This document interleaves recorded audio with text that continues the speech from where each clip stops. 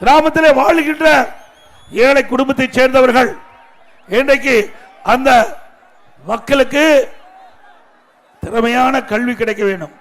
அதற்காக மாண்புமிகு அம்மா அவர்கள் இருக்கின்ற பொழுது நம்முடைய மாணவ செல்வங்களுக்கு 52,35,000 மாணவ செல்வங்களுக்கு அரசு பள்ளியை படித்த அந்த மாணவர்களுக்கு ஒரு லேப்டாப் 12,000 ரூபாய் 52,30,000 பேர் கொடுத்தோம். இதற்காக 7,300 கோடி நிதி ஒதுக்கீடு செய்யப்பட்டது.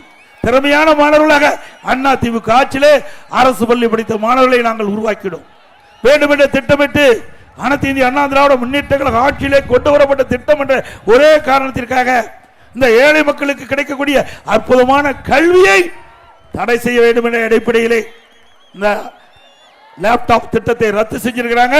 மீண்டும் அண்ணா திமுக ஆட்சி மலர்ந்தவுடன் நம்முடைய மாணவ செல்வங்களுக்கு அரசு பள்ளியை படிக்கிற மாணவ செல்வங்களுக்கு லேப்டாப் கொடுக்கப்படும்.